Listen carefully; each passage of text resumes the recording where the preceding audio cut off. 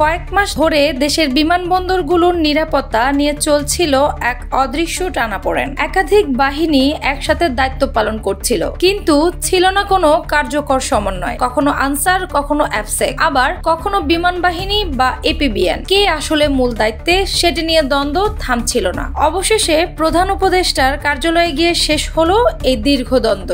সর্বশেষ সমন্বিত বৈঠকে সিদ্ধান্ত হয়েছে, এবার থেকে বিমানবন্দরগুলোর নিরাপত্তার পূর্ণ দায়িত্বে থাকবে এয়ারপোর্ট আর্ম পুলিশ ব্যাটালিয়ন বা এপিবিএন। সাময়িকভাবে দায়িত্ব পালন করা বিমান বাহিনীর সদস্যরা ফিরে যাবে তাদের মূল ইউনিটে।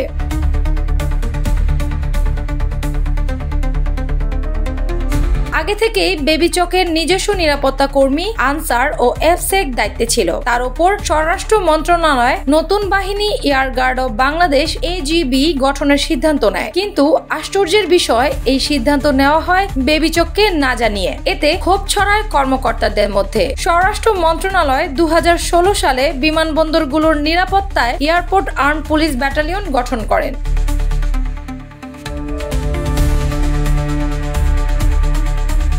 এতে করে পুলিশ বিভাগও অসন্তুষ্ট হয়েছিল, বিশেষ করে এক ঊর্ধ্বতন এপিবিএন কর্মকর্তাকে প্রত্যাহারের চিঠি পাঠানো নিয়ে। প্রশ্ন উঠেছিল, একজন বেবিচোক কর্মকর্তা কিভাবে সরাসরি আইজিপি কে এভাবে চিঠি দিতে পারেন। এতে শুরু হয় নতুন বিতর্ক ও সন্দেহ। 2010 সালে সাময়িকভাবে এপিবিএন মোতায়েনের পর নিরাপত্তা ব্যবস্থায় স্পষ্ট উন্নতি হয়েছিল। সোনা চোরাচালান, মাদক, এমনকি মানব পাচারও অনেকটাই কমে গিয়েছিল। কিন্তু 2024 সালের রাজনৈতিক অস্থিরতার পর যখন এপিবিএন সরিয়ে নেওয়া হয়, তখন আবার সক্রিয় হয়ে ওঠে দুর্নীতিবাজ কর্মকর্তা ও শক্তিশালী সিন্ডিকেট। বিমানবন্দর যেন আবার পরিণত হয় অপরাধীদের স্বর্গরাজ্যে। বর্তমানে শাহজালাল, শাহ আমানত ও ওসমানী বিমানবন্দর দিয়ে প্রতিদিন গড়ে 40,000 যাত্রী আসা যাওয়া করছে, কিন্তু লাগেজ হারানো, যাত্রী হয়রানি, চোরাচালান সবকিছুই এখনো নিয়মিত ঘটনা।